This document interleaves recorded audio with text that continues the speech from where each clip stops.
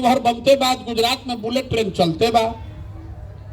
अरे भाई, जिस चीज पर आप वोट दे रहे हैं वो आपको कम चाहे ज्यादा मिल रहा है, लेकिन जब आप शिक्षा पर वोट ही नहीं दे रहे हैं, बिहार के विकास के लिए वोट ही नहीं दे रहे हैं, अपने बच्चों के रोजगार के लिए वोट ही नहीं दे रहे हैं, तो सुधरी कैसे?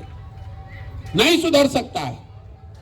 इसीलिए ये पदयात्रा कर रहे हैं, गांव गांव जाकर ये बताने के लिए, समझाने के लिए, वोट नहीं मांग रहे हैं, लोगों को हाथ जोड़ रहे हैं कि भाई अगर आप अपने और अपने बच्चे की चिंता नहीं कीजिएगा तो कोई नेता, कोई दल आपकी चिंता नहीं करेगा। काहे करेगा भाई?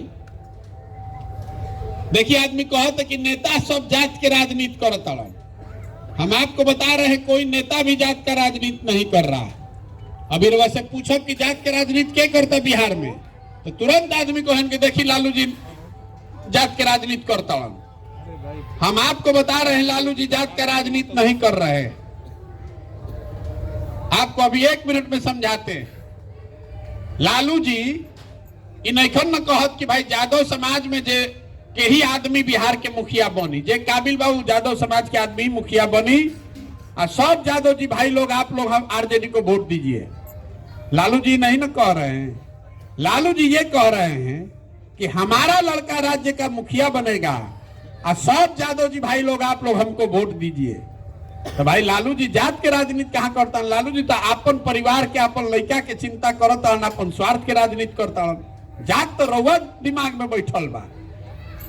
मांझी जी उहे करता है, कोनो पंडित के नेता हो जाए तो यह कही, कोई कुशवाहा के नेता हो गए, कोई दलित के नेता हो गए, कोई मुसलमान के नेता हो गए, जे नेता बा वो अपन चिंता करता, अपन लड़का के चिंता करता।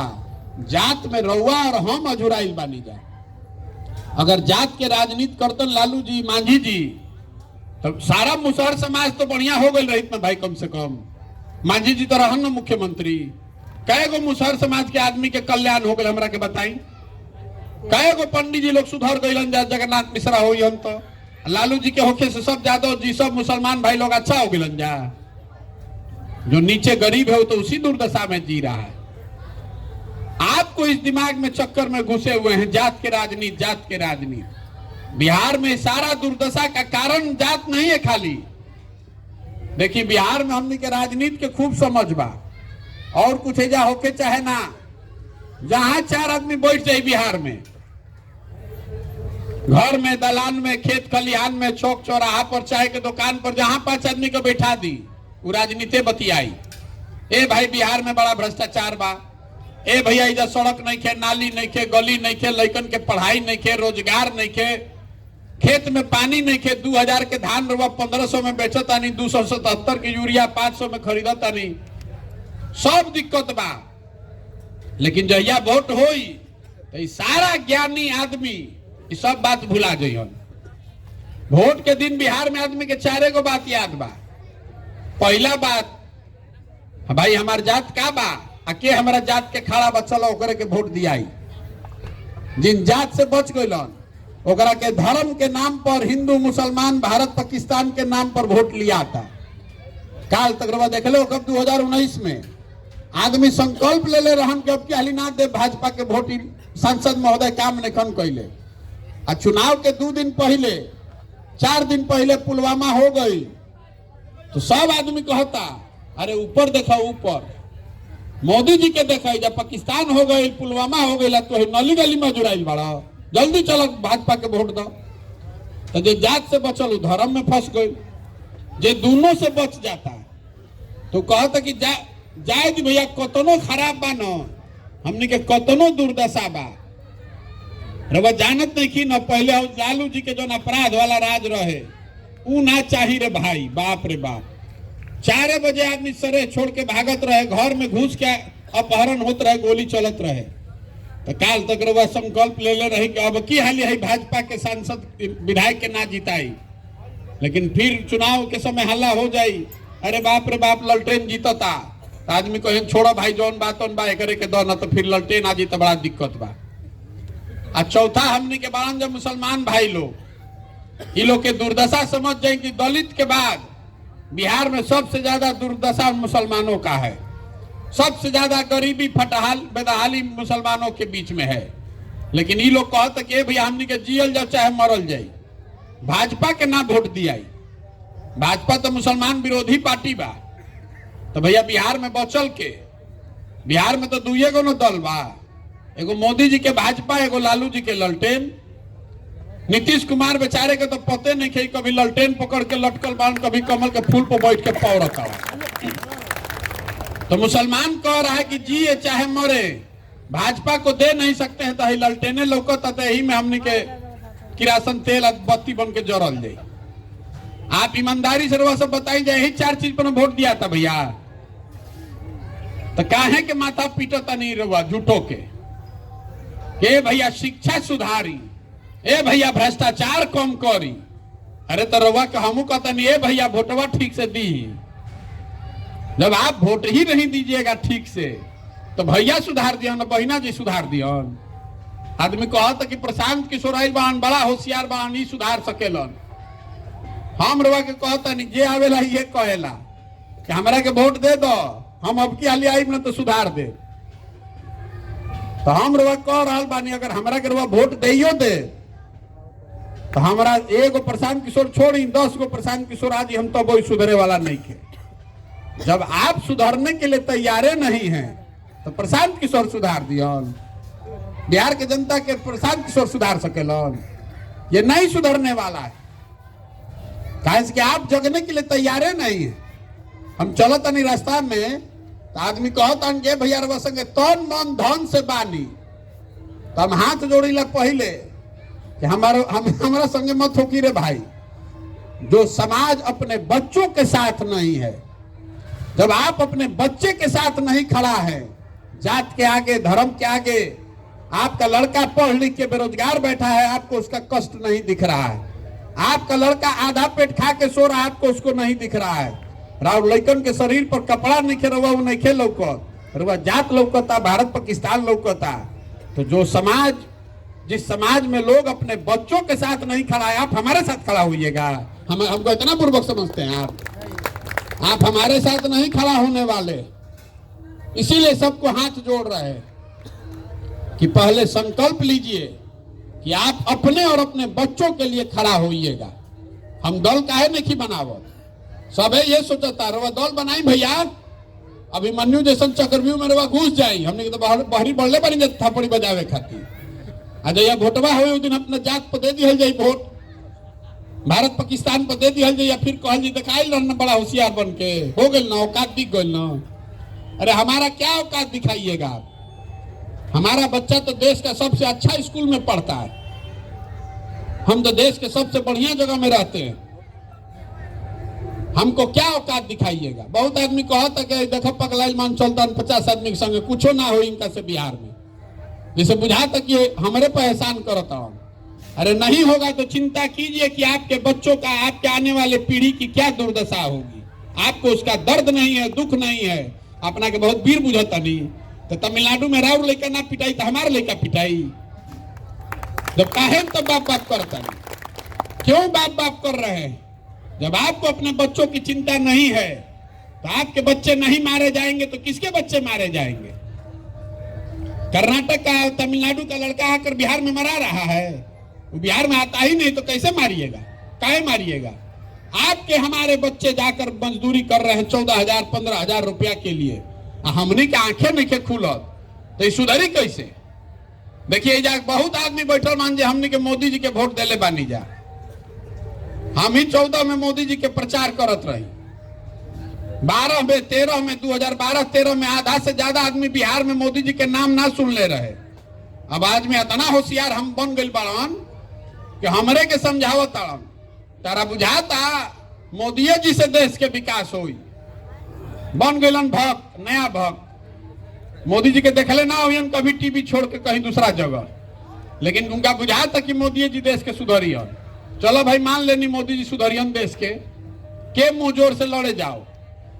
तो हम रोज कहिला जितना आदमी भाजपा के भक्त बान कि मोदी जी देखी 9 वर्ष से बान प्रधानमंत्री, मोदी जी के रहे से देश में विकास भइल कि ना, बिहार में विकास भइल कि ना, बिहार के फायदा नुकसान नफा नुकसान का भइल सब बात छोड़ दी, बिहार के लड़कन के फायदा भइल कि ना यो छोड़ दी।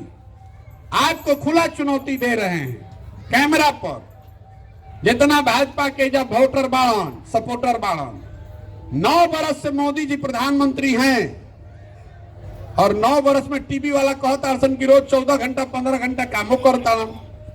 आप हमको एक प्रमाण दिखा दीजिए, एगो न्यूज के क्लिपिंग दिखा दी, गूगल में खोज के दिखा दी, अगर मोदी जी ने बिहार के विकास के लिए एक समीक्षा बैठक 9 बरस में किया है, हमको प्रमाण दिखा दीजिए। हम कल से उनका झंडा लेकर चलने को तैयार, काल से भाजपा के झंडा लेकर चलो। पहले दिखावा कि मोदी जी एक गो बैठक कैले बारन बिहार के विकास खातिर, काम हो चाहे ना गो बैठकों पर हमने के वोट नहीं खींचा दिले। अरे 40 में 39 गो एमपी भाजपा के आदमी जिता के भेजले बा एनडीए के, और हमनी भर एगो मोदी जी के एगो बैठकों ना करे के चाहिए। आ फिर एजा के आदमी उछल उछल के जाके कमल पे वोट दी हन, तो रउआ अपन भाग्य खातिर दुर्दशा खातिर रउआ नहीं जिम्मेवार, तो मोदी जी जिम्मेवार बाड़न। यहाँ का आदमी जिम्मेवार है, आप सुधरने को तैयार नहीं हैं। 32 बरिस से लालू नीतीश बुझाते नहीं थे। हम अभी पैदल चलता रही तो रामनगर में हमरा हजाम भेटाइल हन, तो कोई कहले भैया पूछी इनका से लालू नीतीश के राज के बारे में। तो पूछने के अच्छा बताओ है भाई, लालू जी के राज में और नीतीश जी के राज में क्या फर्क बा? एक जना 15 साल चलेलन, एक आदमी 17 साल चलेलन। तो कहलस कि भैया दोनों के राज में फर्क कुछ नहीं थे, जनता के हजामत तो दोनों में पूरा पूरा बनता। फर्क खाली इतने बा कि लालू जी के राज में हजामत अपराधी बनावत रहसन और नीतीश के राज में हजामत अधिकारी बना रहल बाड़सन। लालू जी के राज में अपराधी जो था वो रात में गन लगाकर लूटता था, नीतीश के राज में अधिकारी जो है वो दीने में कलम लगाकर लूट रहा है। और जैसे लालू जी के राज में अपराधी कोई से डरात ना रहसन, वैसे ही नीतीश कुमार के राज में अधिकारी भी कोई से डरात नहीं खसन। ये दुर्दशा है, लेकिन हमने के वोट जाके वही दिहल जाई तो सुधरी कैसे? तो आदमी कहता ना भैया ये सब बुझाता, हमने के विकल्प ना रहे, रउआ विकल्प बनाई। तो हम रोज पूछिला तब रउआ काहे ना बनैले रही, अबले प्रशांत किशोर के इंतजार करत रही। तो आदमी कहता ना भैया अब हमने भी जो इतना संसाधन नहीं खे, न व्यवस्था नहीं खे, न इतना समझ नहीं खे। तो हम आपको कह रहे हैं कि हम आपको दे रहे हैं संसाधन, हम बना रहे हैं व्यवस्था, हम आपकी रणनीति बनाते हैं, खड़ा होइए। अब तो खड़ा होइए, अपने बच्चे के लिए खड़ा होइए, और अगर नहीं खड़ा हो सकते हैं तो इसी दुर्दशा में जिंदा रहिए। आप सोच रहे हैं कि कोई मंगल ग्रह से आई या बिहार सुधार दी, कभी हो सकेला? अरे तमिलनाडु को, कर्नाटक, गुजरात, पंजाब को वहां के लोगों ने न बनाया है कि बिहार का आदमी जाके बना दिया है।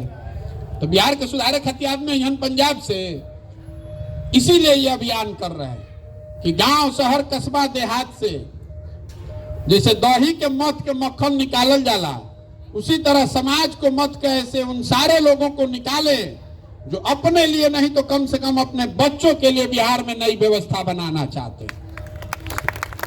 जन सुराज वो प्लेटफॉर्म है जिस पर जुड़कर आप वो व्यवस्था बना सकते हैं। आप समीकरण का चिंता मत कीजिए, चुनाव का चिंता मत कीजिए, संसाधन रणनीति का चिंता मत कीजिए। वो चिंता अपने भाई, अपने बेटे प्रशांत किशोर पर छोड़िए, आप अपने बच्चे के लिए खड़ा होइए। देखिए कैसे व्यवस्था बदलती है, और संकल्प लीजिए, गांव गांव जाकर लोगों को सिखाइए कि भैया अपने बच्चों के शिक्षा और रोजगार के लिए वोट दीजिए। जिसको भी वोट देना है, लेकिन वोट पड़ना चाहिए खाली शिक्षा और रोजगार पर। देखिए तेजस्वी यादव झूठे बोला है कि 10 लाख नौकरी दे देंगे, झूठ बोला सरासर। तो अब वो रोज बात होता ना कि भैया कब देबो, देला कि ना देला, झूठ बोलन कि सच बोलन, कम से कम चर्चा तो होता ना रोजगार के। तो शिक्षा और रोजगार पर ही वोट पड़ना चाहिए। जिस दल को देना है वोट दीजिए, लेकिन वोट इसी 2 बिंदुओं पर दीजिएगा, तभी सुधरेगा। और दूसरी बात, बहुत दिन रोज नेता के देख के वोट दे लेनी, कभी नेता को का मुंह देख के दिए, कभी विचारधारा का, कभी झंडा का। एक बार अपने बच्चों का चेहरा देखकर वोट दीजिए। संकल्प लीजिए कि अगली बार वोट अपने बच्चों के नाम पर देंगे और उनकी शिक्षा और रोजगार के लिए देंगे। देखिए बिहार के सुधरने की शुरुआत हो जाएगी। बात समझ में आए तो इससे जुड़िए, और न समझ में आए तो जेकर झंडा लेकर चलता नहीं, ओकर झंडा लेके चलत रही, आ गाना गावत रही, या खेत खलिहान में दलान में बैठ के बतियावत रही, उसे बिहार सुधरे वाला नहीं खे। नहीं सुधर सकता है। ये जिम्मेवारी आपको हमको उठानी पड़ेगी। अगर नहीं उठाइएगा तो लिख कर रखिए, जिस गरीबी बदहाली में आपका जिंदगी गया है, इसी में आने वाली पीढ़ी और बच्चों की भी जिंदगी जाएगी। कोई नहीं बिहार को सुधार पाएगा, बिहार और रसातल में चलता जाएगा। जेकरा भी जुन तनको मन का साधन होई वो बिहार छोड़ के भागी, कोई पढ़े खाती भागी, कोई रोजगार खाती भागी। बिहार में खाली अक्षम और गरीब, अनपढ़, बेरोजगार मजदूर लोग रह जाएंगे। इसलिए इस प्रयास को अगर जिंदा करना है, बिहार को जिंदा करना है, तो सबको आदमी को खड़ा होना पड़ेगा। यही पूरा अभियान है जन सुराज का। हम अपनी ओर से प्रयास कर रहे हैं, शुद्धता और ईमानदारी से जितना हो सकता है। आपको भी आह्वान दे कर रहे हैं, आपको भी खड़ा होना पड़ेगा। खाली प्रशांत किशोर के काम नहीं थे, आपके भविष्य का सवाल है, आपके बच्चे का भविष्य का सवाल है। आपसे गलती जो पहले हो गई, आपके पूर्वजों से जो गलती अगर हो गई, तो अब आप खड़े होइए और संकल्प लीजिए एक बार कि भैया एक बार बिहार में अपने बच्चों के भविष्य के लिए वोट देंगे। स्वार्थी बनिए। पूरा देश में आपको कहा जाता है कि देश के नाम पर वोट दीजिए, विचारधारा के नाम पर वोट दीजिए। हम आपको कह रहे हैं कि सब कुछ छोड़िए, स्वार्थ देखिए, अपना और अपने बच्चों का स्वार्थ देखिए। अगर आपका बच्चा पढ़ेगा तभी ना आप देश का, आप समाज का चिंता कीजिएगा। पूरा बिहार में आदमी अनपढ़ हो जाएगा तो उसे देश मजबूत हो कि कमजोर हो। देश के आमदनी आदमी के बाद 1,45,000, हमनी के बाद 35,000, तो हमनी के देश के नीचे खींचता नहीं जा कि ऊपर बढ़ावता नहीं जा। जो व्यक्ति अपने और अपने बच्चों की चिंता नहीं कर सकता है, वो किसी समाज, किसी राष्ट्र की चिंता नहीं कर सकता है। तो आप एक बार स्वार्थी बनिए, अपने बच्चों के चेहरे को देखकर शिक्षा और रोजगार के लिए वोट दीजिए।